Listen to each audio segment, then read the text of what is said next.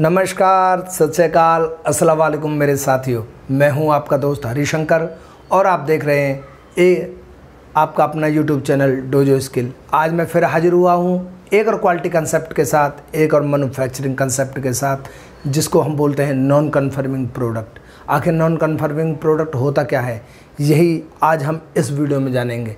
लेकिन दोस्तों, वीडियो शुरू करने से पहले मेरी आप सबसे रिक्वेस्ट है कि अगर आपको मेरा ये वीडियो अच्छा लगे तो आप अपने दोस्तों के साथ शेयर कीजिए और मेरे इस चैनल को सब्सक्राइब कीजिए और लाइक तो ज़रूर कीजिए। तो दोस्तों चलिए शुरू करते हैं आज का टॉपिक, नॉन कन्फर्मिंग प्रोडक्ट। तो दोस्तों, नॉन कन्फर्मिंग प्रोडक्ट आखिर होता क्या है? नॉन कन्फर्मिंग प्रोडक्ट का मतलब होता है कि दिए गए स्टैंडर्ड से डेविएट हो जाना, किसी भी पार्ट का दिए गए स्टैंडर्ड से डेविएट हो जाना। तो दोस्तों, जैसे कि मैंने बोला नॉन कन्फर्मिंग प्रोडक्ट। अब नॉन कन्फर्मिंग प्रोडक्ट दोस्तों किसको कहेंगे कि जब वो डेविएट हो जाता है, डेविएट फ्रॉम स्टैंडर्ड। ठीक है। अब स्टैंडर्ड क्या हुआ इसमें? अब हम स्टैंडर्ड क्या है, तो दोस्तों स्टैंडर्ड का मतलब होता है स्पेसिफिक रिक्वायरमेंट ऑफ कस्टमर। तो दोस्तों, जो कस्टमर ने हमें कोई भी एक या बहुत सारी डायमेंशन दे रखी हो, तो वो उसकी स्पेसिफिक रिक्वायरमेंट होती है। अब उसको हम क्या बोलेंगे? स्टैंडर्ड बोलेंगे। अब अगर हमारा पार्ट जो भी हम बना रहे हैं वो उस दिए गए स्टैंडर्ड से डेविएट हो जाता है, तो उसको हम दोस्त नॉन कन्फर्मिंग प्रोडक्ट कहते हैं। सपोज करो मुझे कस्टमर ने दिया कि मेरी ट्यूब का डाया 5.0 प्लस माइनस में 0.05 होना चाहिए। तो ये कस्टमर की स्पेसिफिक रिक्वायरमेंट है। लेकिन अगर मेरा प्रोडक्ट का डायमेंशन आता है 4.02, ठीक है, तो 4.02 का मतलब क्या हुआ कि ये भाई है तो नहीं भाई। 5.05 का मतलब होगा हमारा 4.95 से लेके 5.05 तक, इतना होना चाहिए। लेकिन ये 4.02 हो गया, तो ये क्या हुआ? हमारा डिफेक्ट हो गया, एक डिफेक्ट जनरेट हो गया। यही है 4.02। ठीक है। तो ये एक रिक्वायरमेंट थी, उसको हमने किया, तो स्पेसिफिक रिक्वायरमेंट ऑफ कस्टमर थी, लेकिन उसको हो गया, तो उसको हमने जो उसका स्टैंडर्ड था वो डेविएट हो गई, मतलब उतना जितना चाहिए था हमें उतना नहीं मिला, तो वो क्या हुआ? हमारा एक नॉन कन्फर्मिंग प्रोडक्ट बन गया। अब ये हमें पता कैसे चलेगा कि हमारा कैसे है? तो जब हम अपने प्रोसेस को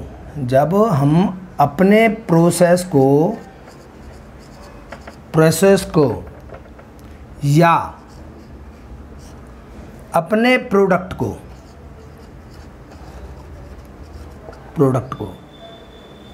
कंपेयर करेंगे स्टैंडर्ड के साथ, स्पेसिफिक रिक्वायरमेंट के साथ, तब हमें पता चलता है कि हाँ हमारा ये प्रोडक्ट डेविएट है या नहीं है। भाई आप किसी भी चीज़ को कैसे बताओगे कि भैया ये है या नहीं है? क्यों भाई? नॉन कन्फर्मिंग कैसे डिसाइड करेंगे? हम डिसाइड करेंगे जो हमारा स्टैंडर्ड दिया, ठीक है, अब उस स्टैंडर्ड के अगेंस्ट में उसको कंपेयर करेंगे हम अपने प्रोडक्ट को कि हाँ ये मेरे डायमेंशन या मेरा ये प्रोडक्ट है, इसके साथ कंपेयर करना है। और कंपेयर में अगर हमारा सही निकलता है, एज़ पर कंपेयर है, एज़ पर स्टैंडर्ड है, तो उसको हम कहेंगे हाँ ये कन्फर्मिंग प्रोडक्ट है। बट अगर वो डायमेंशन से चेंज हो जाता है या कुछ उसके अंदर अलग डेविएट हो गया कोई भी डायमेंशन, तो उसका हम बोलेंगे ये हमारा नॉन कन्फर्मिंग प्रोडक्ट हुआ। ठीक है, तो अब इसको हम कैसे करेंगे? अब हमारी 3 कंडीशंस बनती हैं। अगर हमारा, ठीक है, अगर हमारा प्रोडक्ट नॉन कन्फर्मिंग है, अब हमारी 3 हैं। तो अब 3 में हम दोस्तों क्या होगा? एक तो होगा हमारा रिवर्क, जिसको हम रिवर्केबल पीस भी रिवर्क, ये 3 कंडीशंस हैं। या दूसरा दोस्तों क्या होगा? रिपेयर हो जाएगा। और तीसरा दोस्तों क्या हो जाएगा? स्क्रैप हो जाएगा। ठीक है, रिवर्क का मतलब क्या है कि मैंने सपोज करो कि मेरी डायमेंशन हमारी डायमेंशन चाहिए थी दोस्तों मैक्सिमम 5.05।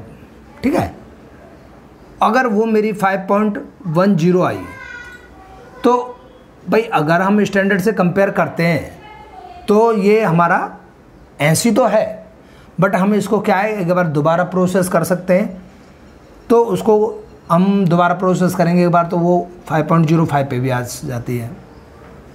तो क्या हमने दोबारा काम किया, इसका मतलब है कि पुनः कार्य करना या पुनः प्रोसेस कर देना। पुनः कार्य करके मैंने क्या किया, इसको 5.05 पे ले आया, तो मेरा रिवर्क हो गया। अब इस रिवर्क में मुझे किसकी ज़रूरत पड़ेगी? अब इसमें मुझे ज़रूरत पड़ेगी अपने परमिशन, जिसको हम बोलेंगे परमिशन। अब हमारी परमिशन इस काम को करने के लिए, भाई ऐसा तो है नहीं कि मैं बिना किसी को बताए कर दूं, इसमें परमिशन लेंगे तो हम लेंगे भाई क्वालिटी हेड है, क्वालिटी हेड है, या फिर अपना प्रोडक्शन हेड हुए, ऑपरेशन हेड जिनको बोलेंगे हेड विद, और तीसरा हम लेंगे प्लांट हेड के साथ, प्लांट हेड के साथ। लेकिन ये परमिशन भी हमारी होनी चाहिए लिखित रूप से, जिसको हम डेविएशन फॉर्म भी बोलते हैं कि हाँ deviation form, deviation form, deviation form भरेंगे, अपने अपने हेड के साइन करेंगे, प्रोडक्शन हेड के, क्वालिटी हेड के साइन करेंगे, प्लांट हेड के साइन करेंगे, उनको प्रॉब्लम बताएंगे भाई ये मेरे बिफोर था, ये मेरा आफ्टर में आ जाएगा, ऐसा करने से ये मेरी कोई भी दिक्कत नहीं होगी। तो इसमें रिवर्क हो गया। अब रिपेयर का मतलब क्या होगा? रिपेयर का अगर हिंदी में देखें तो मतलब हुआ मरम्मत करना, मरम्मत कर दी। अब सपोज करो मेरा कोई चीज़ थी, ठीक है, यहाँ पे थी, अब मुझे इस पर एक इंसुलेटर चिपकाना है, ये इंसुलेटर चिपकाना था, ये मेरी ट्यूब हो गई, ये चिपकाना था मुझे यहाँ पे, लेकिन मैंने क्या करा, गलती से इसको यहाँ की बजाय चिपका दिया यहाँ से।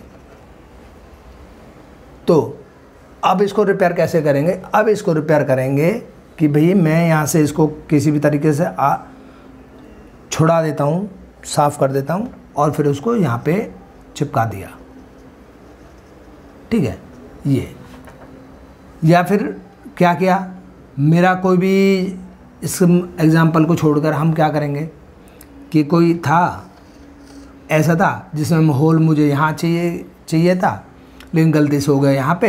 अब इसको क्या करेंगे, इस होल को हम वेल्डिंग के द्वारा ग्राइंडिंग वगैरह करके इसको बंद कर देंगे और दोबारा होल हम यहाँ कर देंगे, ठीक है।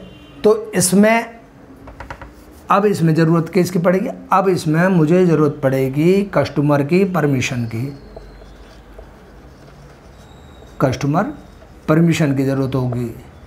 क्योंकि अगर हम कुछ भी काम करते हैं, अगर हम कुछ भी काम करते हैं तो होगा क्या, उसमें कुछ भी काम करा तो होगा क्या, कुछ ना कुछ तो उसकी मटेरियल की क्वालिटी चेंज हुई, मटेरियल का कुछ चेंज हुआ, प्रॉपर्टीज़ चेंज हुई। तो हम कस्टमर को बताएंगे कि सर आपके फिट एंड फंक्शन में कोई ऐसी दिक्कत नहीं आएगी अगर मैं ये काम करता हूँ तो, और मैंने इस चीज़ को ऐसे किया। अगर वो परमिशन देता है तो हम उसको रिपेयर करेंगे।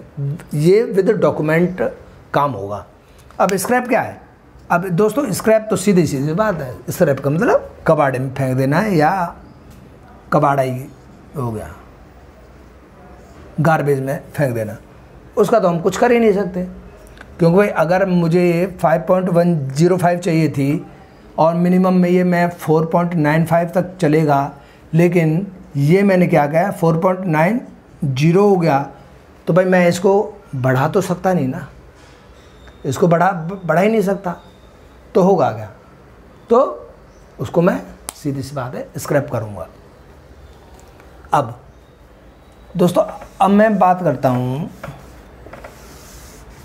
अगर हमें कोई भी एनसी मिलती है या एबनॉर्मलिटी मिलती है अपनी लाइन पे, तो अब अपने लोगों को करना क्या है कि भाई मैं डिसीजन नहीं ले पा रहा कि इसका क्या करना है क्या नहीं करना है। तो मैंने सबसे पहले क्या किया, उसको अपना कॉमन सेंस लगाएंगे। उसको मैंने सबसे पहले आइडेंटिफाइड कर दूंगा। अगर मुझे कोई भी प्रोडक्ट के अंदर कुछ भी प्रॉब्लम मिलती है तो मैं सबसे पहले क्या करूंगा, उसको आइडेंटिफाइड कर दूंगा। आइडेंटिफाइड करने के लिए हम लोग रेड टैग का भी यूज़ करते हैं या हम येलो टैग का भी यूज़ करते हैं। येलो टैग मतलब होल्ड कर दिया हमने मटेरियल। रेड का मतलब क्या हुआ कि हमने भाई मेरी तरफ से तो रिजेक्ट है, अब मेरे ये नॉन कन्फर्मिंग है, इसको साइड में कर दो ताकि कोई आके इसके ऊपर चर्चा करेगा या बताएगा। हमें आइडेंटिफाइड कर दिया, उसमें हमने जो पहले उसमें कुछ बेसिक रिक्वायरमेंट होती हैं, जैसे मॉडल लिखना है आपको, क्या प्रॉब्लम क्या आई या आपको क्या फाइंड प्रॉब्लम मिली, या फिर आप ठीक है भाई मान लो कोई मॉडल था 7720, प्रॉब्लम क्या है जी, इसका ओडी अंडर साइज। अब कितनी अंडर साइज है वो लिख दिया जी, हमारा स्टैंडर्ड जो था उसमें माइनस 0.05 है, ठीक है, उसमें हो गया। अब कौन सी तारीख को मिली, कौन सी शिफ्ट में मिली और किस ऑपरेटर ने पकड़ी, ये बेसिक जानकारी हम उसके अंदर फिल करके साइड में रख देंगे। अब ये करने के बाद हम लोग दोस्तों क्या करेंगे, अब हम एक होता है हमारा दोस्तों स्टॉप कॉल और वेट। स्टॉप मतलब आपको अगर कोई भी एबनॉर्मलिटी मिलती है तो आप सबसे पहले अपने लाइन को स्टॉप कीजिए, ठीक है। अब कॉल मतलब आप कॉल कीजिए अपने सुपरवाइज़र को, अपने लाइन लीडर को, अपने लाइन मैनेजर को, उनको कॉल कीजिए और वेट कीजिए। जब तक वेट कीजिए तब तक वो कोई निर्णय ना ले लें कि भाई इसका रिपेयर करना है, क्योंकि कुछ चीज़ें ऐसी होती हैं जो आपको भी नहीं पता होंगी भाई मुझे क्या करना है क्या नहीं करना है। तो सिंपल सी बात है, मुझे एक लाइन को स्टॉप किया, call operator, call line leader या लाइन इंचार्ज को बुलाया और दोस्तों वेट किया, वेट टिल डिसीजन, कि जब तक उन्होंने मुझे कोई डिसीजन ना दे दिया तब तक हम वेट करेंगे, ठीक है मेरे साथियों। तो आज के वीडियो में मेरा सिर्फ आपको नॉन कन्फर्मिंग प्रोडक्ट होता क्या है यही समझाने का था। तो मुझे आशा है कि आप लोगों को समझ में आ गया होगा कि नॉन कन्फर्मिंग प्रोडक्ट हम कहते किस चीज़ को हैं और उसके अंदर क्या क्या कंडीशंस होती हैं। यही सारी बातें हम इसको कैसे करेंगे, आगे क्या कापा लिया जाएगा, क्योंकि भाई नॉन कन्फर्मिंग प्रोडक्ट आया, अब हम क्या कापा लेंगे, क्या वाई एनालाइज करेंगे और 7QC टूल्स के द्वारा अब हम आगे इन विषयों पर बात करेंगे।